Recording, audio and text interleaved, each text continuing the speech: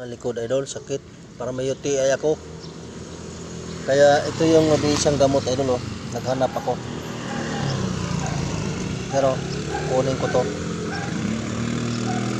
Hugasan lang. Hugasan lang siya.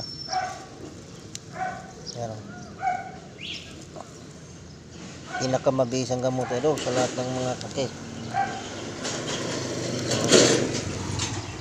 Ito ba? Pero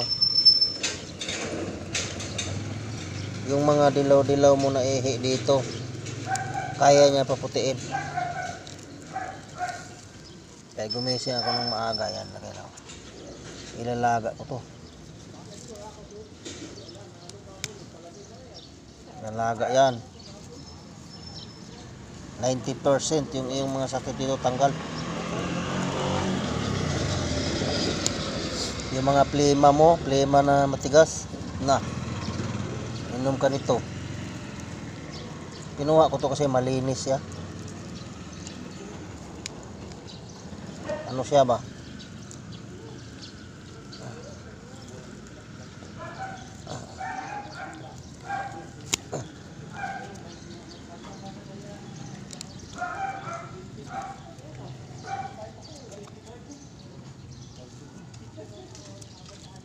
Di nila alam to eh, iba.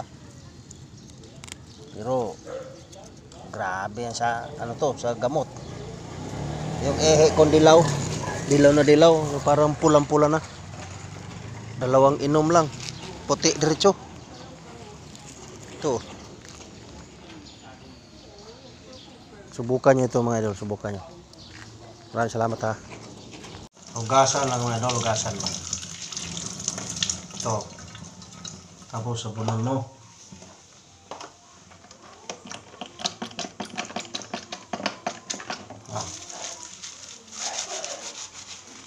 Yan, sabunaw.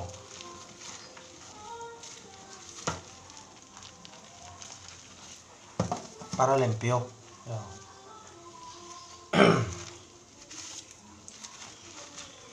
Para siya ano. Kung ano talaga yan siya para pag inom mo, paglaga, daming sakit nito idol na matanggal. Amista.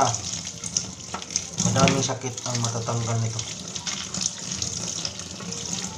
Kaya instead na dalhin-dalhin mo pa, for example, UTI, sample, mga ubo, matigas, ito,